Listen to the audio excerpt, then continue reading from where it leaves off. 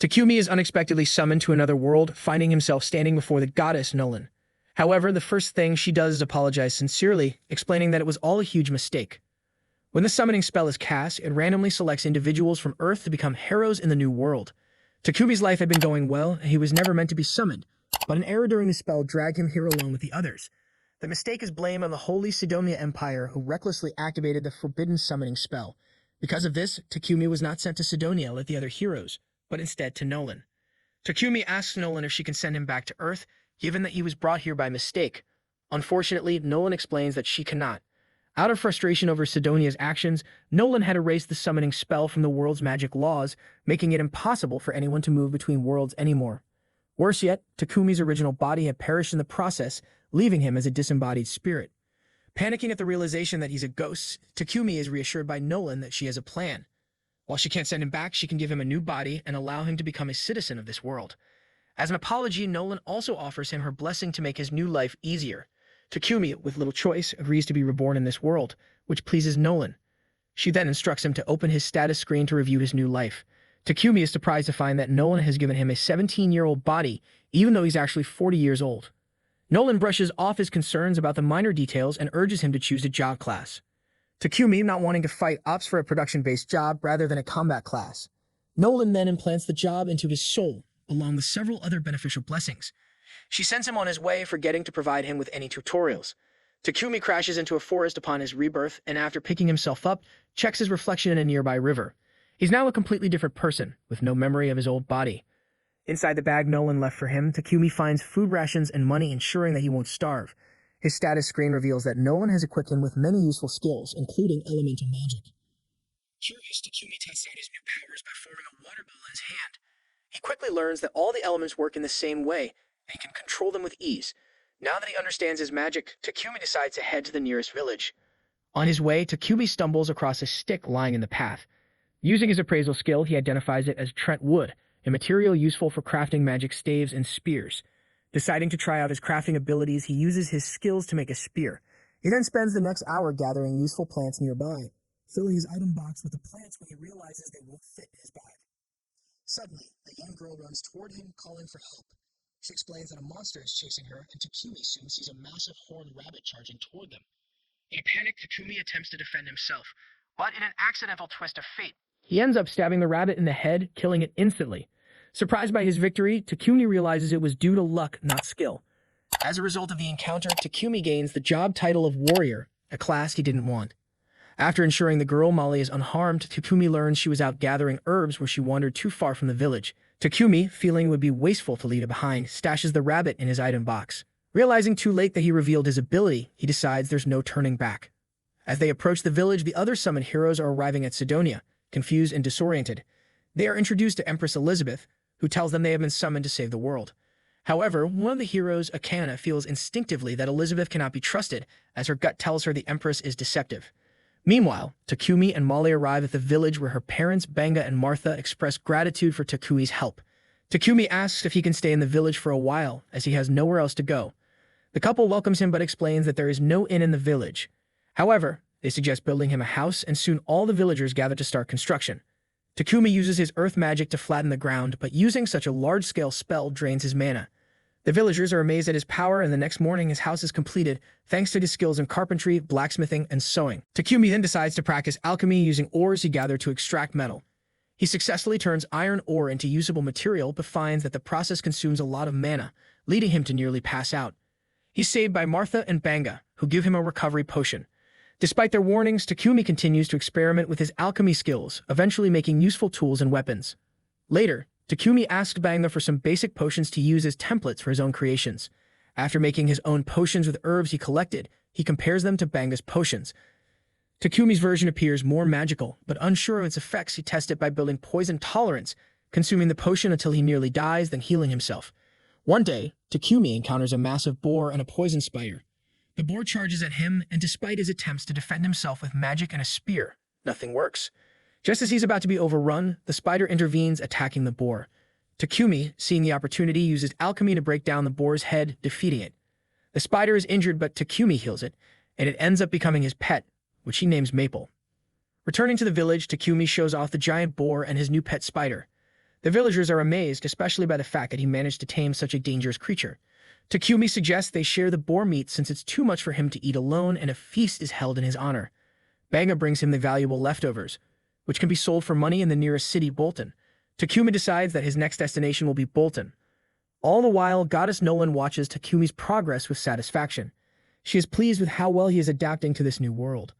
One of her fellow goddesses asks her what she hopes to achieve with her special treatment of Takumi, but Nolan claims she's just doing what feels right, without any specific goal in mind. As the episode ends, it seems that Takumi's journey in this new world is just beginning. In this world, people gain unique abilities by eating the fruit of the skill tree. These abilities range from becoming a powerful firebender to a legendary sword saint. However, for Light, his skill was far less impressive. He became a nutting master. At the church, the Holy Sister explained the rules of the skill fruits. Eating a fruit would grant a skill tied to a specific profession, ensuring a secure job without the burden of student loans. However, there was a strict, immutable rule. No one could eat more than one skill fruit. Consuming a second would result in certain death, a warning cemented by the tales of countless victims who had ignored it. Lena was the first to choose. As she bit into her fruit, her body radiated a blinding light, and the Holy Sister gasped. Lena had acquired the legendary Sword Saint skill. Destiny as a top-tier adventurer was sealed. Light cheered for his friend, overjoyed by her success, before stepping up to claim his own skill. Nervously, he took a bite of his chosen fruit, but instead of gaining an awe-inspiring with the nutting master skill. The Holy Sister tried to console him, but the truth was clear. His ability was limited to farming nuts. Devastated, Light begged to try saying Light she would return for him one day. 3 months passed. Light had embraced his role as a farmer, using his skill to grow and sell high-quality nuts. Though his profits were modest, he tried to stay positive. However, the pain of Lena's absence lingered, and news of her rapid rise. Panic 1 was supposed to be fatal. Light braced himself for the end, his body racked with wasn't dying. Instead, a surge of power coursed through him, accompanied by the emergence of a second skill, Sword God. Aya, too, began experiencing to pursue his dream of becoming an adventurer. The next day, Light ventured to the guild, determined to prove his worth. For the beach, armed with his newfound skills and an unwavering determination, Light prepared to carve a new path for himself, one that would reunite him with Lena and allow him to stand beside her as an equal. Light had always dreamed of becoming an adventurer, and today combat mastery. But she also found some skills shockingly useless, like one man who had a self-damaging ability. Just then, a commotion broke out near the front desk. Looking over, Aya saw Light in the middle of an argument with another adventurer. The man at the center of the dispute recognized Light as the nut seller from the market. Mission took them to the rocky plains, where Light couldn't contain his excitement. "Stay close to me," he told Aya. Soon they spotted their target, a slime monster gliding across the distance. Light approached cautiously, trying to sneak up on it, but the slime noticed him right away. Forced to abandon stealth, Light charged forward, slicing the slime in half with a single swing. The ground cracked beneath his blow. Aya cheered for Light's first successful quest, but they still had work to do. To complete the task, they needed to carve up the slime's remains and return the parts to the guild for payment. Aya hesitated, feeling bad about cutting up the creature, but Light reminded her the skill didn't boost his defense. One mistake could be fatal. Undeterred, Light resolved to push himself. "If I want to be the world's greatest adventurer, I have to overcome this," he thought. Channeling his newfound strength, Light leapt into the air, dodging another attack, and slashed the ogre's club in half. The creature roared in frustration, but Light was undeterred. In one swift motion, he brought his blade down, cleaving the ogre in two. Jean and his suddenly shifted as a crowd gathered near the entrance.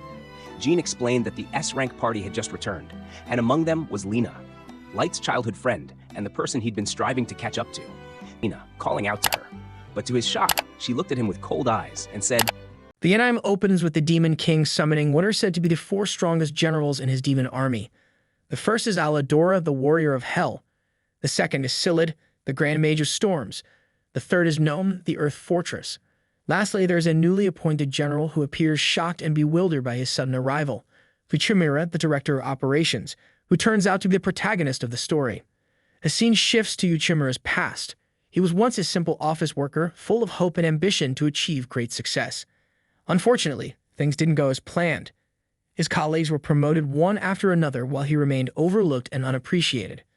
A turning point came when his manager transferred him overseas to a factory still under construction. Over time, his hard work paid off.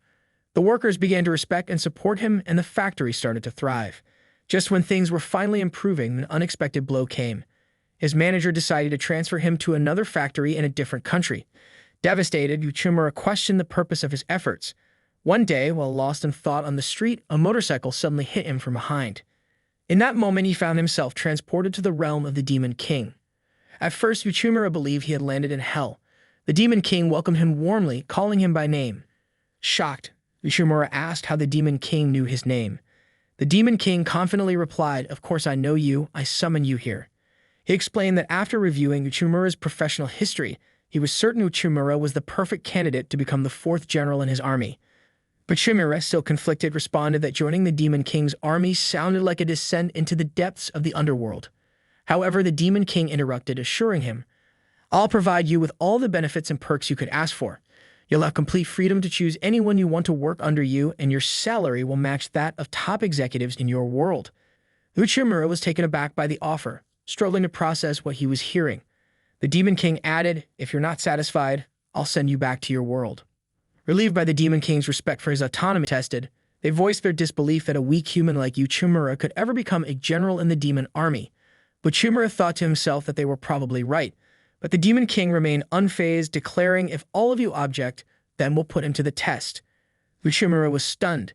The Demon King explained, "If he passes the test, none of you will have any grounds to object." Mandora, driven by her fascination with the supernatural powers of individuals from another world, decided to test these claims herself. She launched a devastating attack on Uchimura. Before her attack could land, the Demon King intervened, halting her assault.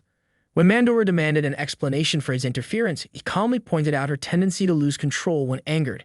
He directed her attention to Uchimura, who had collapsed from the overwhelming shock of the incident. The onlookers, stunned by the scene, expressed disbelief, noting that Uchimura was nothing more than an ordinary human. The Demon King affirmed this fact, prompting Mandora to question how someone so ordinary could hold the position of one of his generals.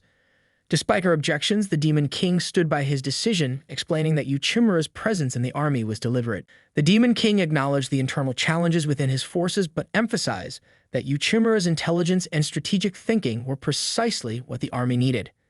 The Demon King revealed that Uchimura's first test would be to secure an agreement with the Minotaur army. This revelation left Uchimura stunned, comparing the challenge to the difficulty of a high-stakes job interview. The Demon King informed Uchimura that he could turn to Mandora for assistance if needed and left him to face the daunting task ahead. Mandora interrupted his thoughts, announcing their arrival at their destination, a massive door, which she identified as the entrance to the Minotaur leader's chamber. As the door creaked open, Uchimura was overwhelmed by fear at the sight of the towering Minotaur leader. The leader's imposing figure made Uchimura doubt whether peaceful negotiation was even possible. Sensing his hesitation, Mandora offered to help, sharing some tips on negotiation. Uchimura felt a brief sense of relief, but it quickly evaporated as her abrasive approach immediately angered the Minotaur leader. Observing the chaos, Uchimura silently concluded that Mandora was ill-suited for diplomacy. After leaving the chamber, Mandora explained that the negotiations had initially been going well but collapsed when the leader outright rejected the proposed conditions. She admitted to multiple failed attempts to negotiate in the past and, in her frustration, blamed the Minotaur leader for being unreasonable. Turning to Uchimura, she declared it was now his turn to handle the negotiations, leaving him speechless and unsure of how to proceed. Standing alone, Uchimura questioned how he could possibly persuade such an intimidating creature. In his uncertainty, a memory surfaced of difficult negotiations he had faced in his previous life. During challenging times, he would retreat to a quiet tavern to clear his mind and find clarity. Recalling how he had always managed to overcome obstacles, he steadied himself, drawing upon his past experiences and resolving to succeed in the negotiations, no matter what lay ahead. The focus shifted to the Demon King, where Mandora provided an update on Uchimura's situation. The Demon King, maintaining his composure, expressed confidence in waiting to see how Uchimura's negotiations would unfold. Later, Mandora stumbled upon Uchimura surrounded by piles of trash, rummaging through the mess as requested by the Minotaur leader. Several filled bags sat neatly beside him. She remarked on how quickly he had taken control of the negotiations. The following day, Uchimura entered the Minotaur leader's chamber. Mandora, unable to suppress her curiosity, decided to check on the progress. To her surprise, the room was filled with heaps of the Minotaur leader's trash, but neither Uchimura nor the leader was present. Confused, she speculated that the negotiations might have failed, prompting the leader to leave. At that moment, Uchimura appeared calmly, explaining that the Minotaur leader was with the Demon King finalizing the agreement. Mandora, baffled, demanded to know what had happened. Uchimura revealed that the agreement had been completed the previous day. Stunned, Mandora questioned how he managed to strike a deal with someone so notoriously stubborn in just one day. Uchimura explained to her that she had misunderstood the situation. She believed the Minotaur leader was rejecting the negotiations, but in reality, the negotiations were progressing smoothly. The issue, he said, was the negotiation approach. He shared an experience from his past with a client who initially rejected everything, but later agreed once trust was established through clear, passionate, and emotionally driven explanations of the terms.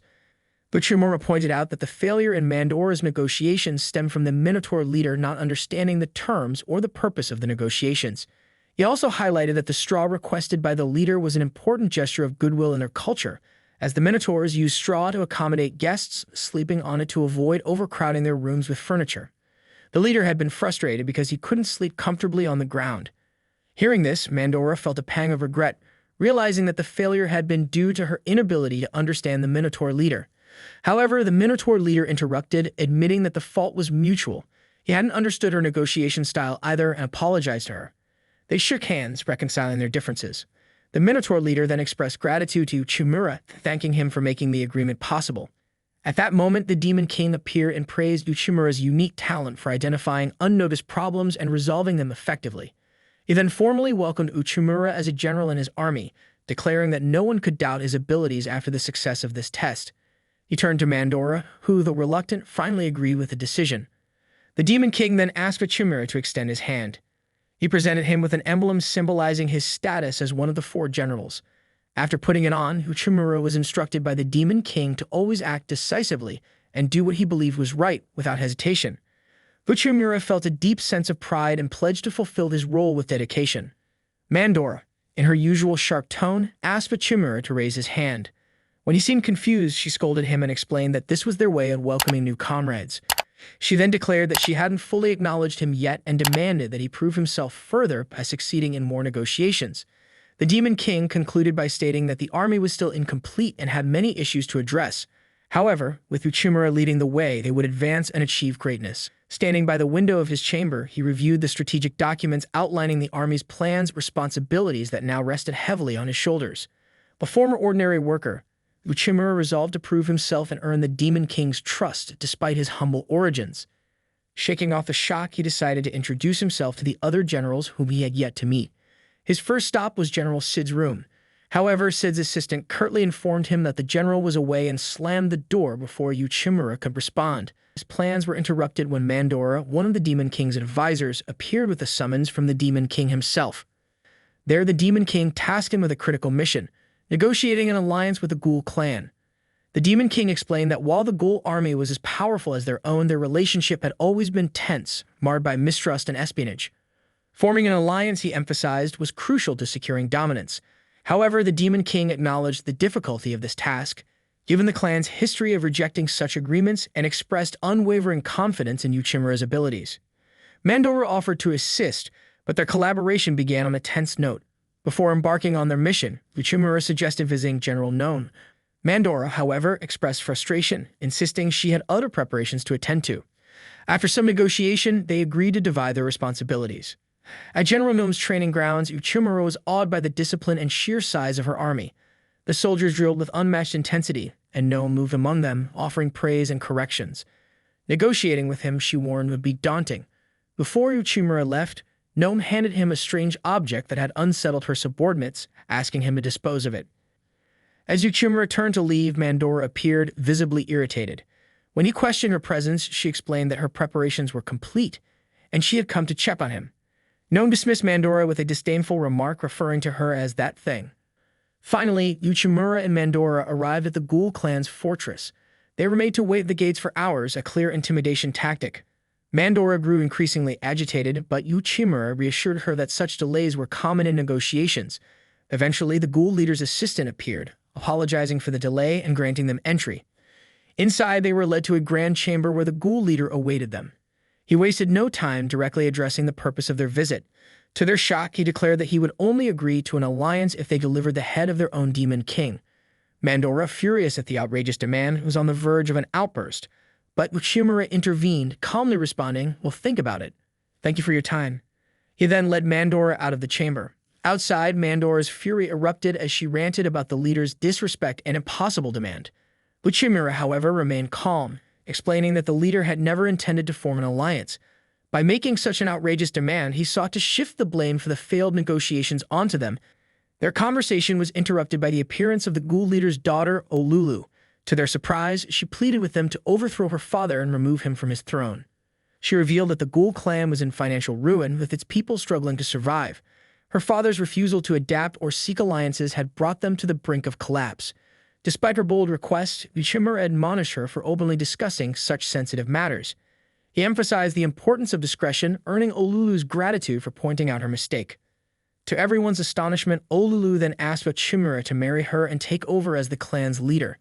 Mandora was visibly furious, but Uchimura, overwhelmed, promised to think it over. Later, while Mandora and Uchimura discussed their next move at a tavern, inspiration struck Uchimura. He realized that instead of focusing solely on the ghoul clan, they could unify the neighboring clans, forming a strong alliance that would force the ghoul leader to the negotiating table. A week later, the ghoul leader summoned them again, enraged that Uchimura had successfully integrated the neighboring clans into the Demon King's army. Uchimura explained that his actions were meant to strengthen the region as a whole, subtly provoking the leader into losing his composure. At that moment, Olulu entered, revealing that she had facilitated Uchimura's efforts to ensure her father couldn't ignore the alliance's benefits. Tearfully, she reminded her father of his past strength and urged him to embrace change for the clan's future. Reluctantly, the ghoul leader agreed to consider the alliance. Days later, Mandora informed Uchimura that the leader had officially accepted. However, Uchimura was now swamped with new responsibilities, including selecting a subordinate from the Demon King's army. Mandora suggested he trust his instincts, but Uchimura admitted he had hoped she could be his partner as he trusted her deeply. Embarrassed, Mandora blushed. Their conversation was interrupted by a knock at the door. Olulu entered, announcing that her father had entrusted her with significant responsibilities within the clan. She thanked Uchimura for helping her grow. She also expressed her willingness to do anything to repay him. To Mandora's dismay, Uchimura asked Olulu to become his partner. Olulu immediately agreed, leaving Mandora visibly jealous. As Mandora declared herself Uchimura's rival, he smiled wryly, reflecting on the progress they had made. Yet he reminded himself that with great gains came even greater risks. Resolving to remain vigilant, he steeled himself for the challenges ahead, ready to serve the Demon King's army.